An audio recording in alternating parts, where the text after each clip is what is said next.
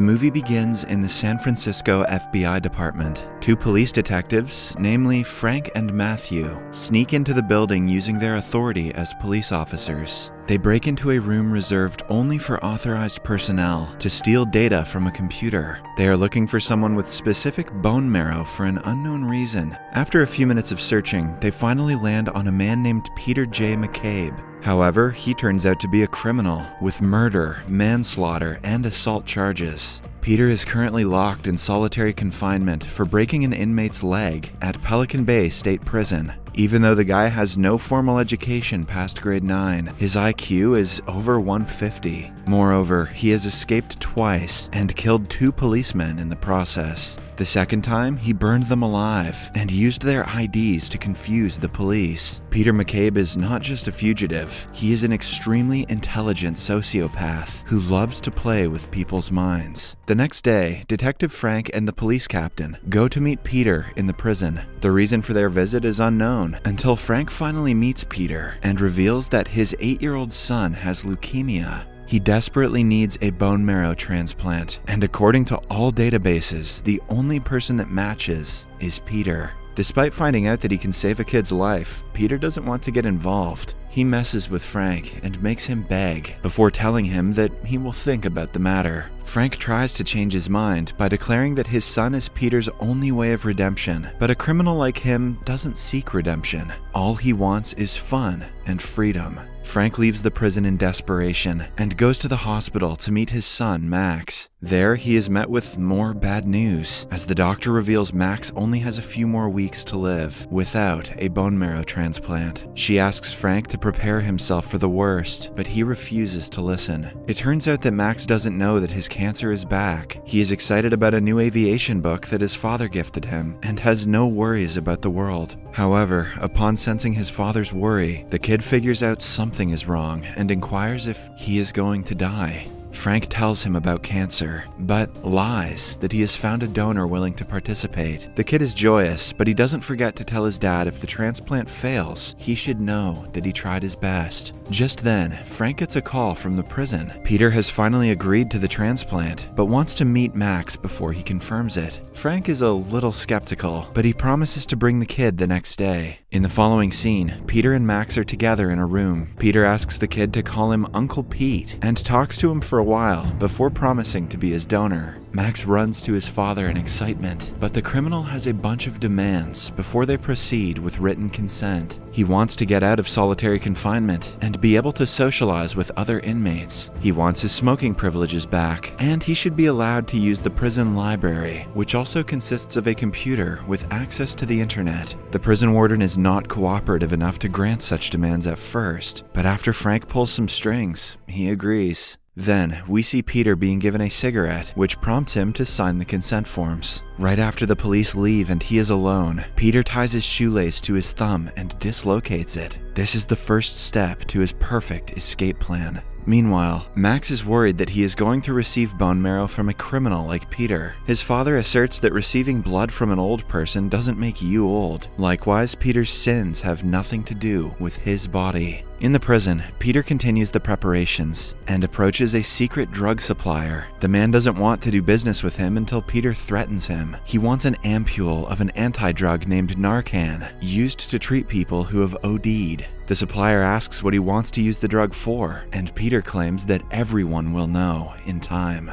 While the supplier works on getting his hands on the drug, Peter uses the library computer to study the map of the hospital he's going to be at. He tricks the guards by pretending to play chess. Because he is equally good at it, they never suspect him. Any nerd that good at chess can't be dangerous. In the meantime, the police force prepares the hospital for Peter's arrival and ensures complete safety. There will be several helicopters flying above, and an army will escort him to and back from the hospital. A night before the big day, the supplier gives Peter his daily dose of medicine, but he hands him 2 cups, one of which contains the drug he asked for. Alone in his cell, Peter ties the ampule to a thread and ties the other end to his teeth. He then swallows the ampule to pull it out when he needs it. After that, finally comes the day of the transplant. Hundreds of guards in several vehicles bring Peter to the hospital. He is taken to the OR in restraints, but they have to be removed when he is kept on the bed. The guards do not waste time before tying his hands again, unaware of his dislocated thumb. The doctor sedates him to initiate the transplant, but just then, Peter drinks the content of the ampule. The anti-drug prevents him from passing out, which shocks the doctors as well. But by the time they catch up to his plan, he has already pulled his hand out. He uses a gas pipe to attack the doctors and guards in the room before making a run for it. Frank, who had been watching the commotion from the upper floor, runs to their aid. He helps them before turning his attention towards the fugitive. Peter slides down the laundry chute and wears a doctor's coat to disguise himself as one. Despite having a chain tying his legs together and a gunshot wound on his leg, the man isn't worried. He goes to a room with laser guns and threatens a doctor to break the chains with them. After that, he runs to the emergency room to get a shot of morphine for the pain, but Frank catches him in the act. Peter holds a scalpel to Max's doctor Samantha's throat and demands that Frank give up.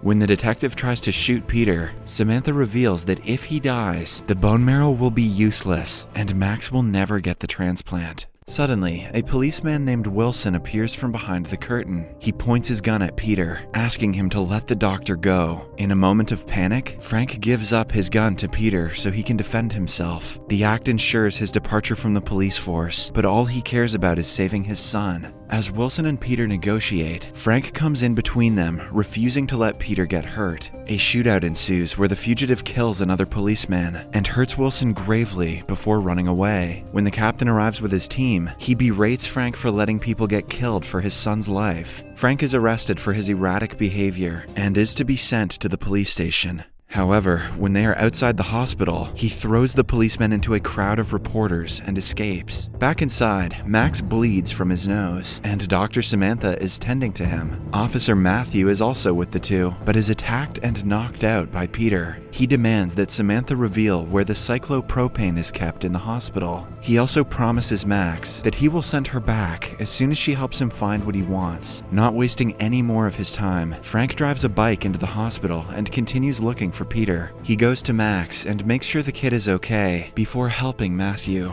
Max reveals that the fugitive was talking about propane, which gives Frank an idea of where they might have gone. Keeping Matthew to take care of the kid, he runs outside. At the same time, Peter makes Samantha put 2 tanks of propane into a bag and asks for directions to the electrical room. He is planning to blow up the place as a distraction to escape without getting caught. However, Samantha takes him by surprise and hurts him before running away. She meets Frank in the hallway, who begs her not to tell the police because they will kill Peter. The doctor agrees and goes to tend to Max. Peter and Frank meet outside the room with propane, but Peter has an upper hand because Frank cannot kill him. He blows up the room and runs away yet again. The explosion also causes the entire electrical system of the hospital to shut down, including the ventilators and the lights. Matthew moves Max to the old building of the hospital, joined to the new one through a bridge. While trying to follow them, Frank notices that Peter is also moving to the old building. As he crosses the bridge, the team below starts firing at the criminal, but Frank saves his life by shooting at the light they are using to locate him.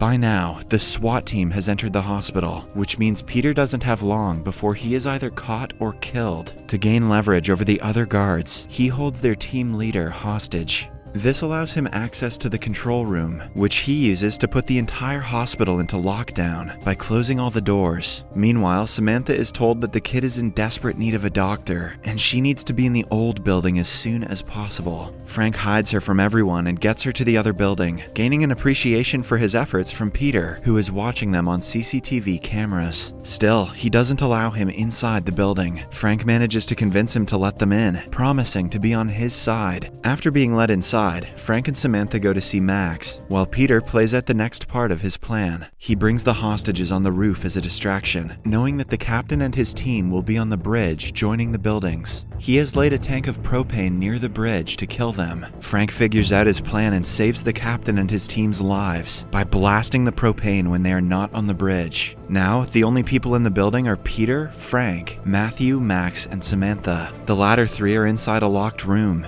Outside, Peter and Frank meet each other, and Peter threatens to kill him. Max quickly opens the door to save his father, but ends up being held at gunpoint because of it. Peter then acts out the last part of his plan and uses the kid as a hostage. They go to the morgue, which has a way to the tunnels underground. This was Peter's original escape plan all along, as he had the map of the tunnel he acquired from the internet. He makes a hole in the wall and apologizes to the kid. He would have helped him if he could, without wasting a chance at freedom. Peter then leaves Max there and runs through the tunnel. With only half an hour left to sunrise, he is sure to be lost in the rush hour traffic. Having found out his plan, Frank follows him closely and sees him driving away in a blue vehicle. He steals a police car and uses the policeman's ID to ask for help from the control room. After driving for several minutes, he finally sees the car about to get on a bridge. Calling the bridge operator, Frank pretends to be the captain and manages to trap Peter again. As they face each other in a showdown, the captain and his team appear on a helicopter. They fire at the criminal, but Frank takes the bullet to save him. When Peter tries running away again, Frank shoots him, causing him to fall into the sea. With his remaining strength, Frank saves Peter and is brought back to the hospital.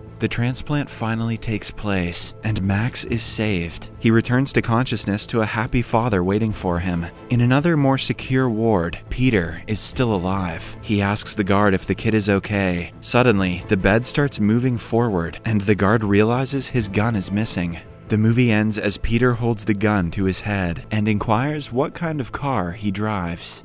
Subscribe for more videos like this, turn on notifications, and leave a like to help the channel out. Thank you for watching.